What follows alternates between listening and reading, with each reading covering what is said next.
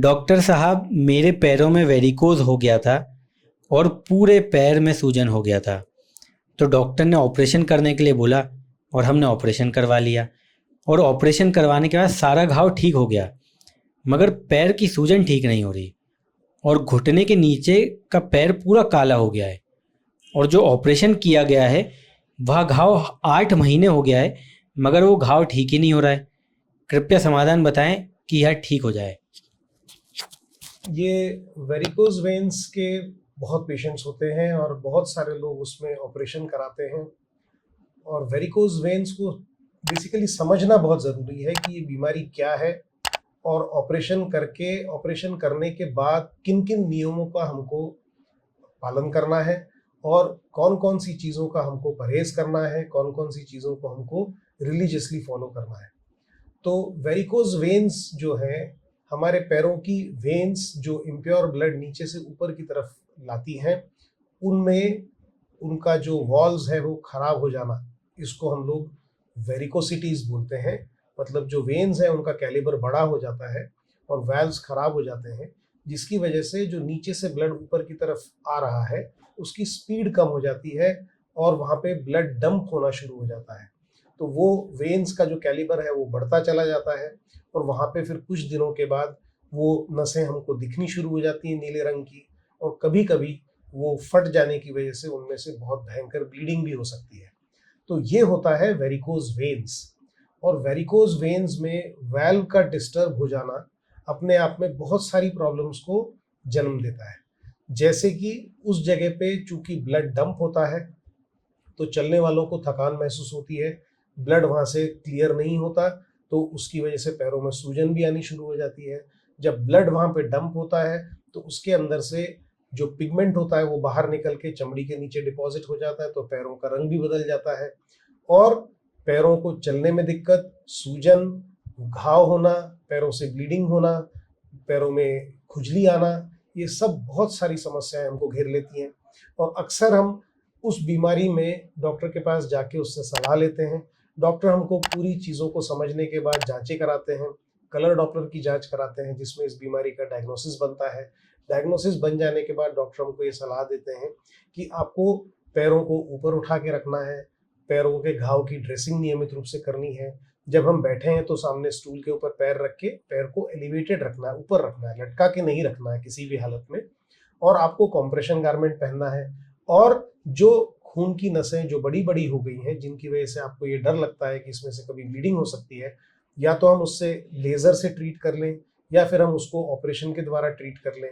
दोनों कंडीशन में वो जो नसों के लच्छे बने हैं खून के, उनको हम निकलवा लेते हैं या उसको कोलैप्स कर देते हैं। और उसके बाद कॉम्प्रेशन गारमेंट हमको पहनना नितांत आवश्यक है। हम ये इंस्ट्रक्शंस ध्यान में नहीं रखते और ऑपरेशन हो जाने के बाद हमें ऐसा लगता है कि हमने बीमारी को ठीक कर लिया है और अब हमारी बीमारी हमारे पैरों में से खत्म हो चुकी है। तो ये गलत है।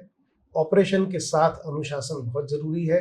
कोई भी ऑपरेशन अनुशासन के बगैर सक्सेसफुल नहीं हो सकता। अगर हमने वेरिकोज वेन्स में कोई प्रोसीजर कराया है, लेजर ट्रीटमेंट कराया है, सर्जिकल स्ट्रिपिंग कराई है, तो उसके बाद कॉम्प्रेशन गारमेंट पहनना कंपलसरी है, मैंडेटरी है। हमारे पास वेरिकोज वेन्स की वैल्वुलर प्रॉब्लम को ट्रीट करने का अभी कोई भी अवेलेबल मोडेलिटी नहीं है। तो हमको ये समझना ज़रूरी है कि उस बीमारी के कुछ पर्टिकुलर सिम्टम्स का ट्रीटमेंट हम ऑपरेशन के द्वारा करते हैं। बीमारी पर्टिकुलरली का कोई ट्रीटमेंट हमारे पास उपलब्ध नहीं है। तो कॉम्प्रेशन गारमेंट का कोई ऑल्टरनेटिव नहीं है, पैरों को ऊपर उठा के रखने का कोई ऑल्टरनेटिव नहीं है, पैरों को मालिश करने का कोई ऑल्टरनेटिव नहीं है, पैरों में इमोलिएंट या ऑयली चीज़ को लगा के मालिश करने का कोई ऑल्टरनेटिव नहीं है। हमको इन नियमों का पालन करना ही करना है। जो घाव है उसकी प्रॉपर ड्रेसिंग, इसका भी हमारे पास कोई ऑल्टरनेटिव नहीं है। लोग अक्सर ये समझते हैं कि वेरिकोज वेन्स की वजह से होने वाला जो अल्सर है या जो घाव है उसको हम एंटीबायोटिक दे के ट्रीट कर लेंगे, तो नहीं, एंटीबायोटिक उसका ट्रीटमेंट नहीं है। उसका ट्रीटमेंट है अच्छी ड्रेसिंग, पैरों को ऊपर उठा के रखना, पैरों की मालिश करना, पैरों पे कॉम्प्रेशन गारमेंट पहनना और सोते समय पैरों को ऑलमोस्ट 30 डिग्री एंगल पे ऊपर उठा के रखना। इसी से वो घाव भरेगा। अगर हम सोचें कि महंगी दवाइयाँ लगा के, एंटीबायोटिक्स लगा के मलहम लगा के ये घाव ठीक हो जाएंगे, तो ये नहीं होते।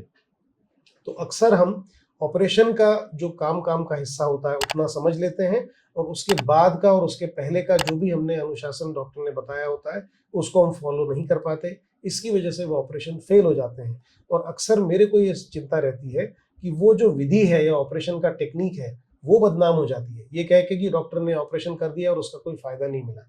लेकिन हम ये भूल जाते हैं कि डॉक्टर ने उस ऑपरेशन के साथ कुछ इंस्ट्रक्शंस हमको दिए थे, उनको हमने फॉलो नहीं किया है। तो ऐसा हम बहुत सारी क्रॉनिक डिजीजेस के साथ भी देखते हैं, जैसे ब्लड प्रेशर है, डायबिटीज है, उनके साथ भी यही होता है कि डॉक्टर ने जो दवाइयाँ दी होती हैं वो हम अपनी तरफ से कम कर लेते हैं, और वो जो इंस्ट्रक्शंस उन्होंने दिए होते हैं, वजन को घटाना है, रेगुलर वॉक करनी है, फिजियोथेरेपी करनी है, एक्सरसाइजेस करनी है, मेडिटेट करना है, डी स्ट्रेस करना है, ये सब हम भूल जाते हैं और हमें ऐसा लगता है सिर्फ दवाई खाने से हम उस बीमारी को ठीक कर लेंगे।